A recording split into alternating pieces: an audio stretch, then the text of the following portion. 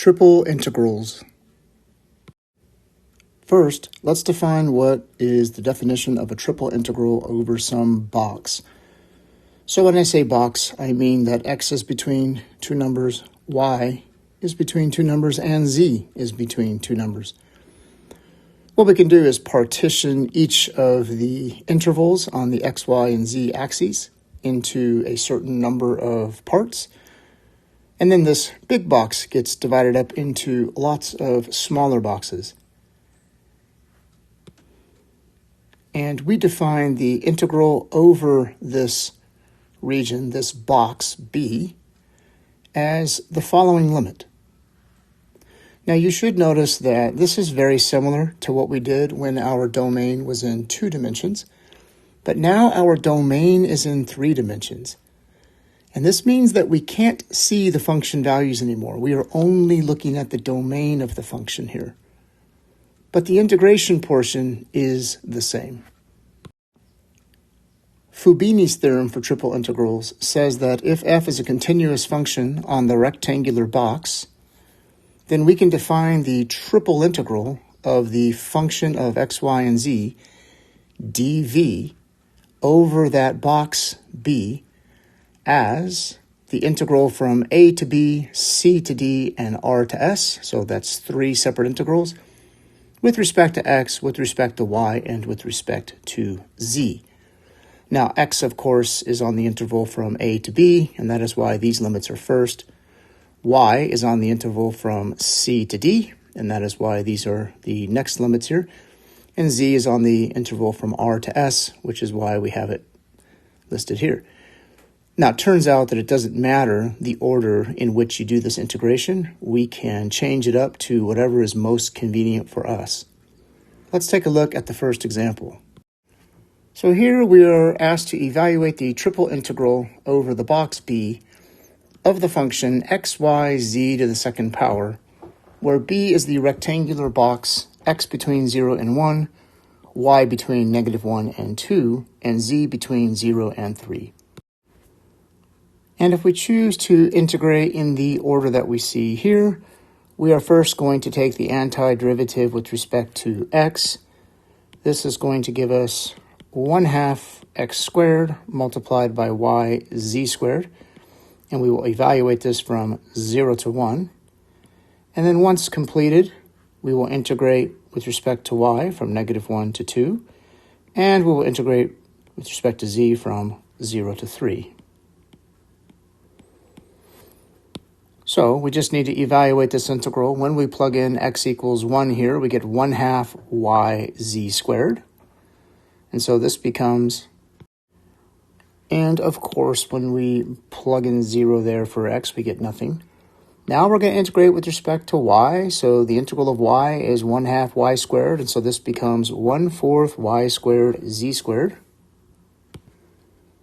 And now applying the fundamental theorem and plugging in y equals 2 and y equals -1.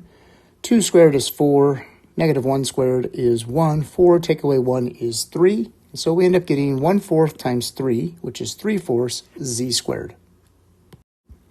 And of course, from here, taking the antiderivative, we have 1/4 z cubed from 0 to 3, and this gives us 27/4. Now, I would like to point out that we could have separated each one of these integrals into its own problem.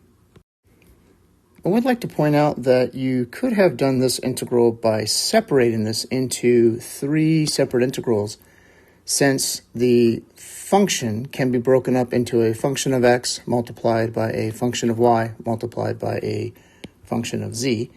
In this case, we would get the integral from 0 to 1 of x dx multiplied by the integral from -1 to 2 of y dy multiplied by the integral from 0 to 3 of z squared dz.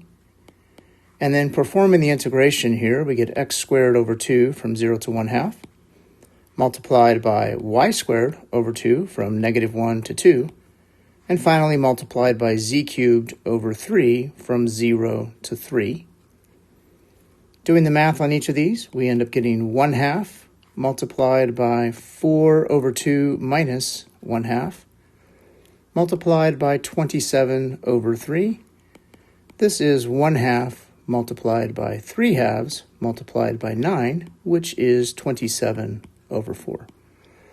And so, of course, if you can write this as the product of three functions of the variables x, y, and z, I find this technique to be a little bit easier. But keep in mind that this can only be done on a rectangular region with constant limits. When we have a general region, there are multiple different ways that a triple integral can be approached. But the basic idea is you are integrating over some three-dimensional object of some function of x, y, and z. Generally speaking, you'll want to integrate with respect to z first. Now, this won't always be the case, but generally speaking, this is the preferred method of doing it. And so you'll need limits expressed as functions of x and y. And this is preferred because normally when you're looking at a domain, much of the time the domain itself is a function of z. So oftentimes these limits here are kind of simple to come up with. After integrating with respect to z, you then have the choice to integrate with respect to y next or with respect to x next. And you can do it either way. It really just depends on what the region is made up of and what is easier. Let's take a look at some examples. So here we wish to evaluate the triple integral of the function z, where e is the solid in the first octant bounded by the surface z equals 12xy, which is this curve right here. The planes y equals x, which is this sort of diagonal plane there, and the plane x equals 1. So here is our region. Now I will just point out that in this region, since z is equal to 12xy, imagine if you are a point down in the xy plane. So let's say you're a point right about here, which would correspond to about there. That point has a z value of 0, and when you go up to the surface there, the upper end of the z value is 12xy. So the lower limit would be z equals 0, and the upper limit would be 12xy. Now, once we do that, we need to take the triangular region, which is the region down here in the xy plane, and think about how do we describe that region? Because after we do this first part, we will have a double integral left over.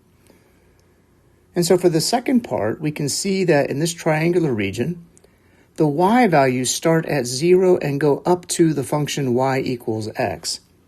And so we would say the upper limit for y is x and the lower limit for y is 0.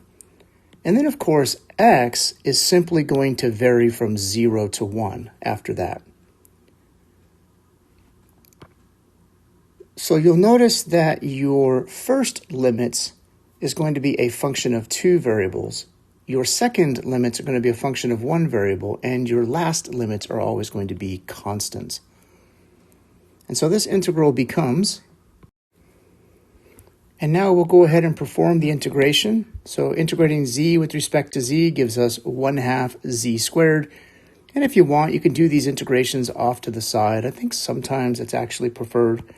So 1/2 z squared, and then we're going to use the limits 0 to 12xy.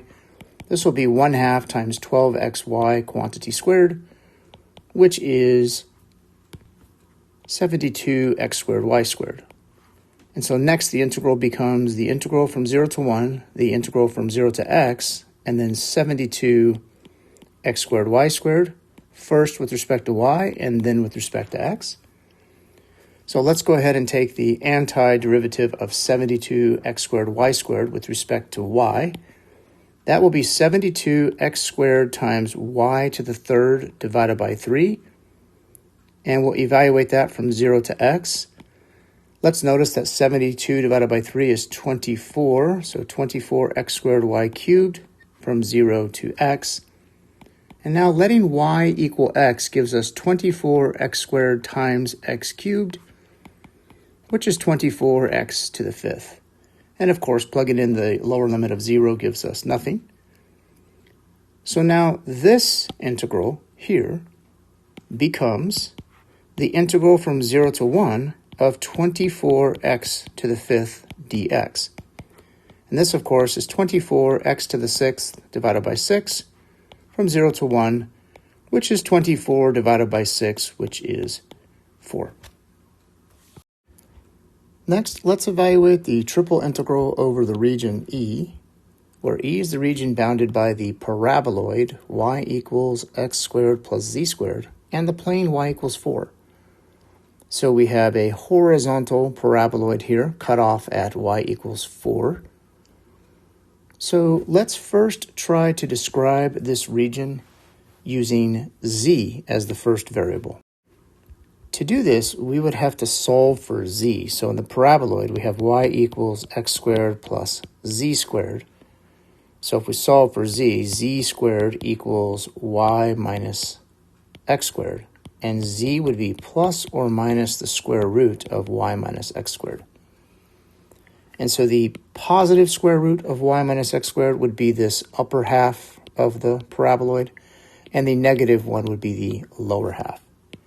And so that first integral would go from negative square root of y minus x squared to positive square root of y minus x squared. And then the function is the square root of x squared plus z squared, and this would be dz first. And then we'll do the y variable next. And so the y variable, if you look at the projection of this region onto the xy plane, you get this parabola. And to understand that, in the plane here, in the xy plane, z is equal to 0. If we let z equal 0 here, we get the parabola y equals x squared. So if you have y equals x squared, the y variable is going to vary from the bottom, which is x squared, up to the top, which is 1. So the limits will be from x squared to 1. And then finally, we end with x, which varies from negative 2 to positive 2. All right, but then we would have to integrate this.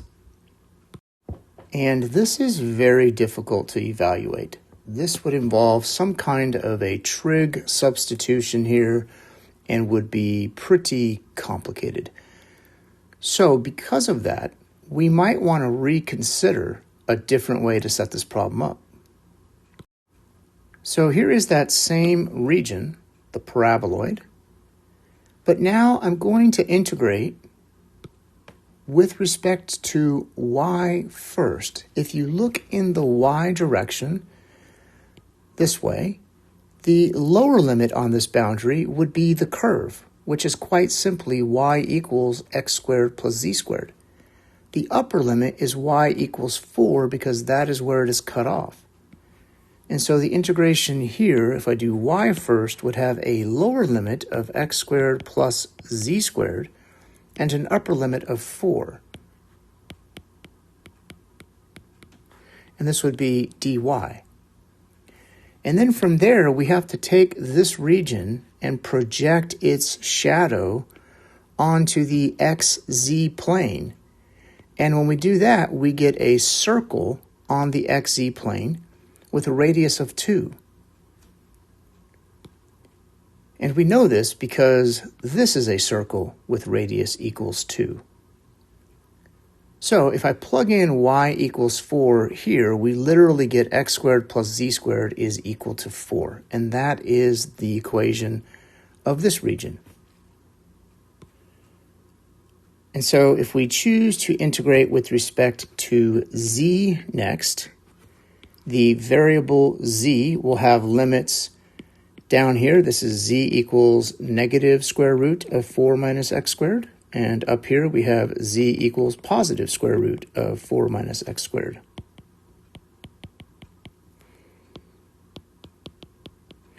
And then, of course, lastly, we'll integrate with respect to the variable x, which we can clearly see goes between negative 2 and positive 2. Okay, so now let's focus in on this integral. Now, at first, you might look at this and think that it is just as difficult as the previous one, but it isn't, because the square root of x squared plus z squared is a constant when we're integrating with respect to y. And so when you integrate this, you just get y multiplied by that. And so if I just perform this integration right here, that is going to be y times the square root of x squared plus z squared with boundaries x squared plus z squared up to 4. And that is 4 times the square root of x squared plus z squared minus x squared plus z squared times the square root of x squared plus z squared. And if we factor out the square root of x squared plus z squared, we get 4 minus x squared plus z squared, that quantity, multiplied by the square root of x squared plus z squared. Okay, now let's go ahead and take this expression and put it back in for our function, and we are now done with this first integral. Now what we have left is an integral in two variables, x and z. And again, we are looking at that region, that domain, right here. Notice that this would be very simple to do if we do it in polar coordinates. So with x and z being the variable, we know that x squared plus z squared would be equal to r squared. And if we integrate this using polar coordinates, this will simplify to 4 minus r squared. This will be the square root of r squared. And then, of course, our dz and dx would have to be replaced with r times dr times d theta. And, of course, r simply goes between the values 0 and 2, and theta goes between the values 0 and 2 pi. And so this integral quite simply becomes the following. And if we simplify this here, we're going to have r times r, which is r squared, multiplied by 4 minus r squared, gives us 4r squared minus r to the 4th, dr d theta, integral from 0 to 2, integral 0 from 0 to 2 pi. And so now integrating with respect to r, we have 4r to the 3rd divided by 3 minus r to the 5th divided by 5 from 0 to 2. Plugging in 2, we get 4 times 2 cubed, which is 32 divided by 3, minus 2 to the 5th is 32 divided by 5.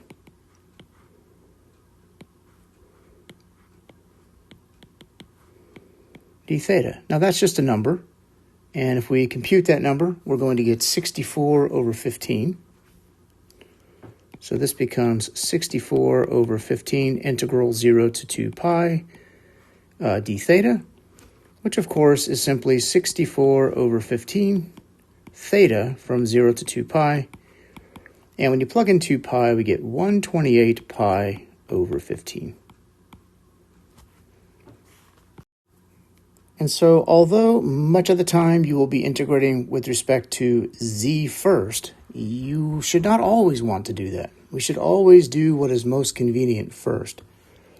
Now I'll just point out that one of the reasons why this is a little bit more convenient to do it with respect to y first is because the region itself was defined sort of as y equals something. So it's y is a function of x and z. If I do z or x first, I have to solve for those, and that involves taking a square root, which made the process a little bit more complicated. Now in the next example, we wish to express the iterated integral, which is the integral from 0 to 1, the integral from 0 to x squared, and the integral from 0 to y of some function, f of x, y, z, dz, dy, dx. We want to express that as a triple integral and rewrite it as an iterated integral in the following orders. First with respect to x, then z, and then y. And then the second time with respect to y, then x, and then z.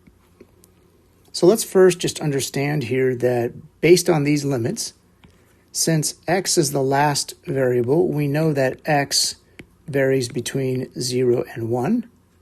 Y is next, and that means y is between 0 and x squared.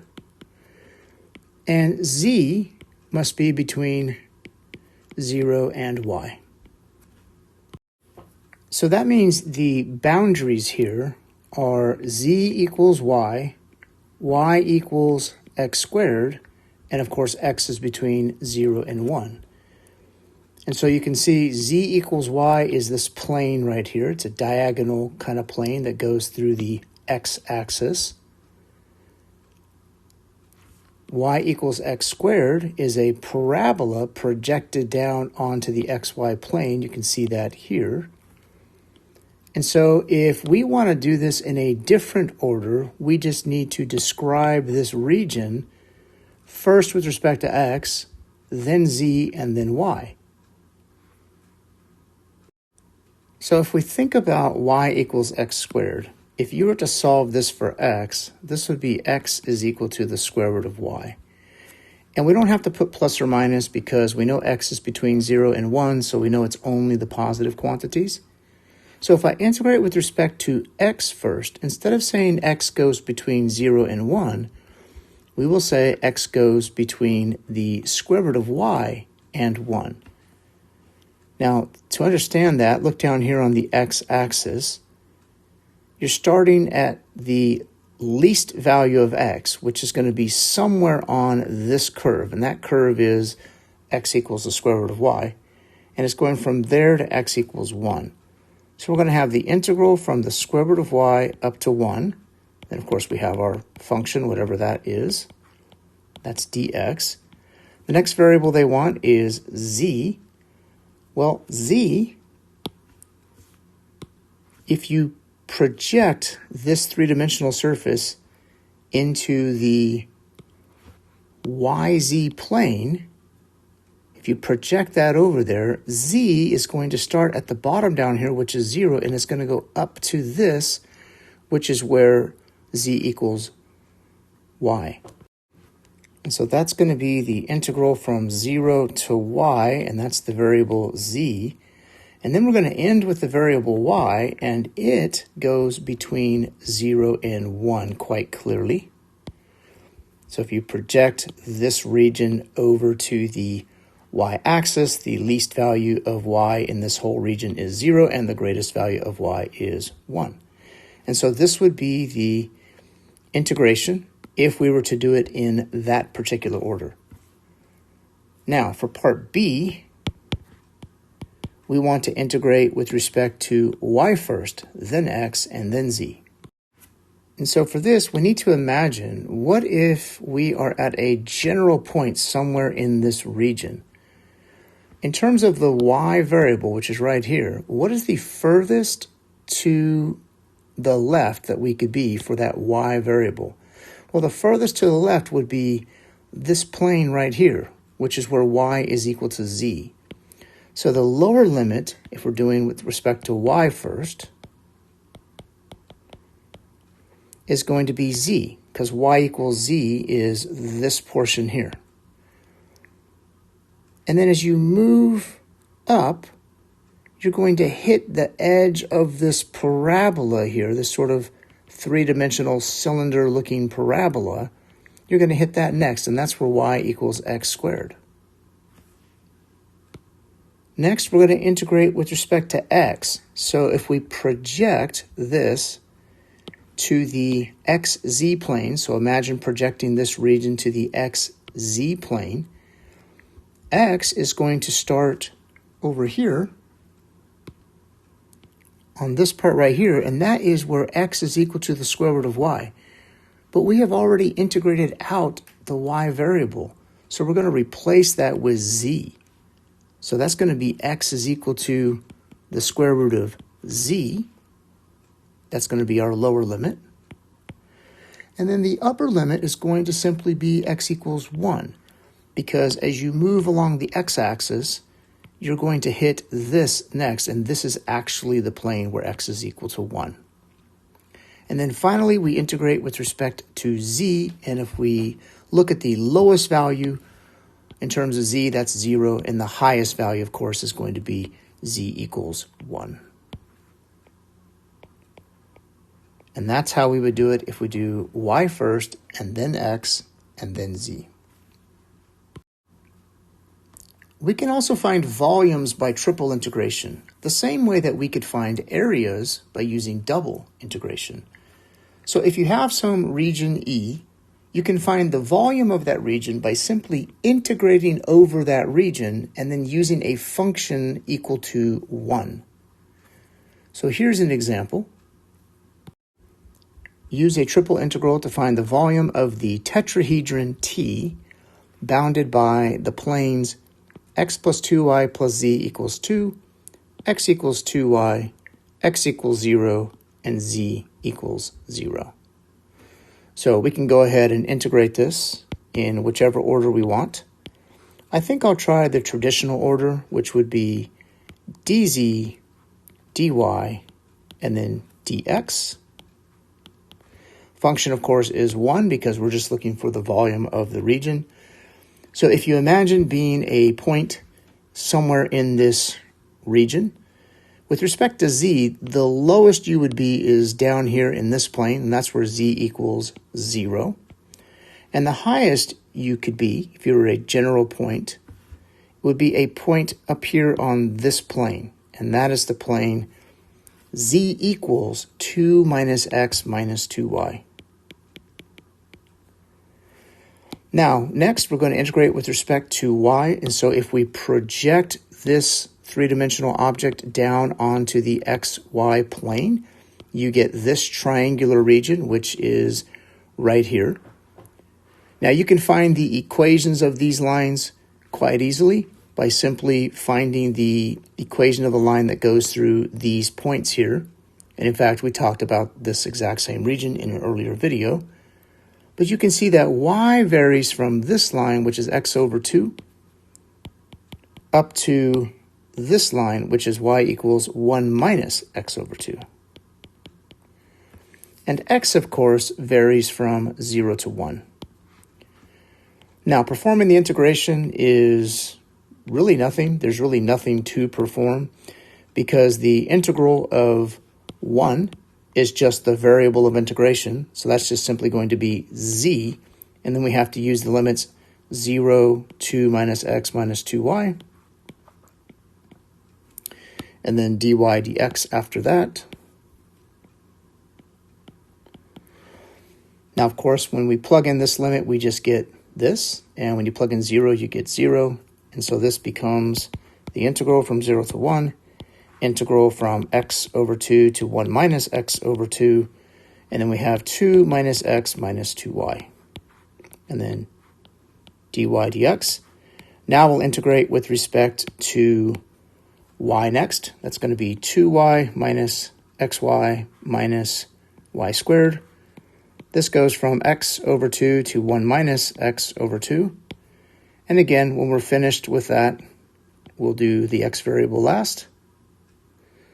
So we need to plug in these limits everywhere we see a y, and that's going to give us this expression. And now let's go ahead and multiply this out. And next we'll go ahead and combine like terms. And now integrating with respect to x.